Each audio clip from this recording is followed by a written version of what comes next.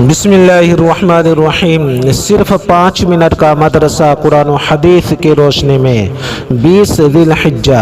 Number 1، اسلامی تاریخ۔ حضرت جلال الدین رومی رحمۃ اللہ علیہ کی علمی خدمات۔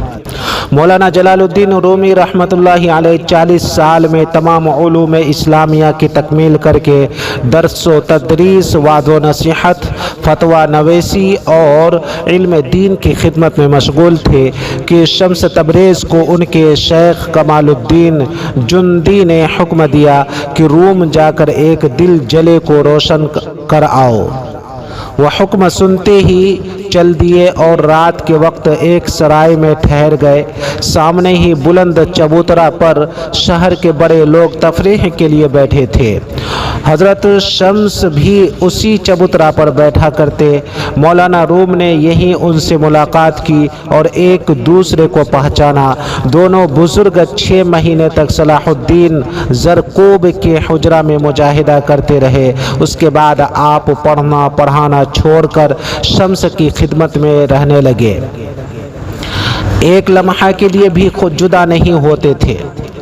پورے شہر میں شور برپا ہو گیا کہ ایک دیوانے نے مولانا پر ایسا جادو کر دیا ہے کہ اب وہ کسی کام کے نہیں رہے۔ شمس تبریز فتنہ کے خوف سے وہاں سے نکل کر دمشق چلے گئے۔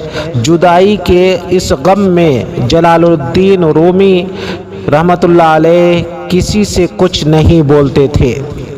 جب کبھی زبان کھلتی تو اشعار پڑھتے تو شاگرد ان کو لکھ لیا کرتے۔ جمع ہو کر یہی اشعار مثنوی بن گئے، جن کے ذریعہ عقائد و کلام کی بحث، معجزہ و تصوف، توحید و عبادت، فلسفہ و اخلاق اور سائنس جیسے علوم کی دلکش انداز میں تشریح کی گئی ہے۔ ان علوم سے پتہ چلتا ہے کہ مثنوی صرف تصوف ہی کی کتاب نہیں بلکہ علم کلام کا بھی بہترین مجموعہ ہے۔ بالآخر 5 جمادی الثانی 672 ہجری اتوار کے دن علم کا یہ آفتاب بھی ہمیشہ کے لیے غروب ہو گیا۔ نمبر 2، حضور صلی اللہ علیہ وسلم کا معجزہ، کنکریوں سے تسبیح کی آواز آنا۔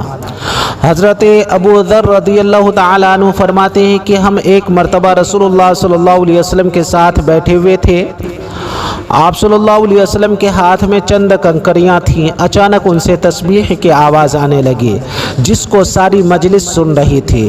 پھر حضور صلی اللہ علیہ وسلم نے وہ کنکریاں باری باری حضرت ابو بکر، پھر حضرت عمر اور پھر حضرت عثمان رضی اللہ تعالیٰ عنہم کے ہاتھ میں دی تو ان کے ہاتھوں میں بھی تسبیح پڑتی تھیں، لیکن جب ان کے علاوہ لوگوں کو دی تو کنکریوں نے تسبیح پڑھنا بند کر دیا۔ دلائل النبوہ للاصفہانی۔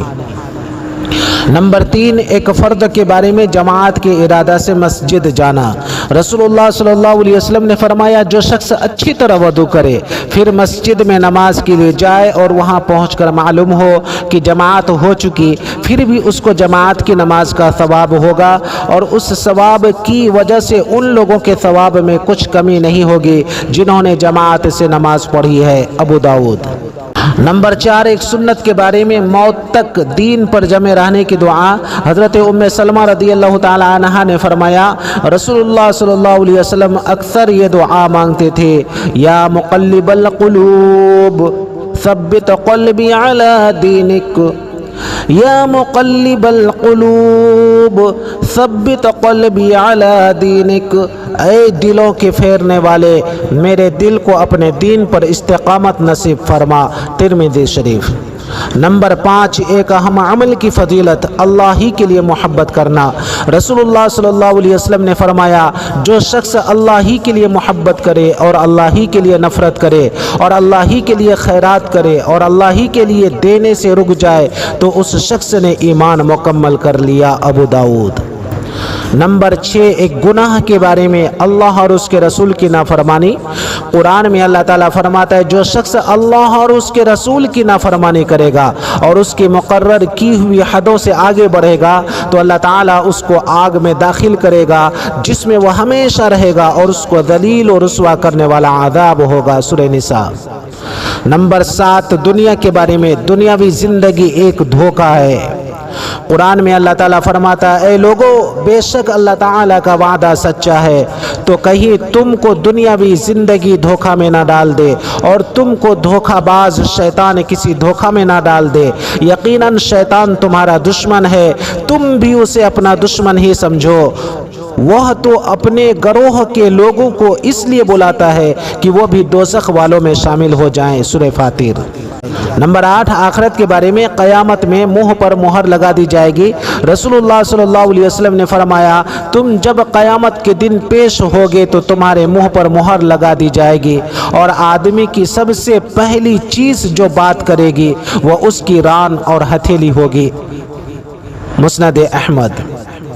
نمبر 9، طب نبوی سے علاج، معدہ کی صفائی۔ حضرت علی رضی اللہ تعالی عنہ نے فرمایا انار کو اس کے اندرونی چھلکے سمیت کھاؤ کیونکہ یہ معدہ کو صاف کرتا ہے۔ مسند احمد۔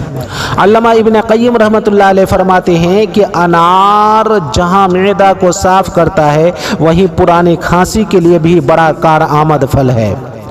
نمبر 10، نبی پاک صلی اللہ علیہ وسلم کی نصیحت۔ رسول اللہ صلی اللہ علیہ وسلم نے فرمایا لوگوں کو اچھی باتوں کا حکم کرو اور بری باتوں سے روکو، ورنہ قریب ہے کہ اللہ تعالیٰ تم پر اپنی طرف سے کوئی عذاب نازل کرے اور تم دعا کرو تو تمہاری دعا قبول نہ ہو۔ ترمذی شریف۔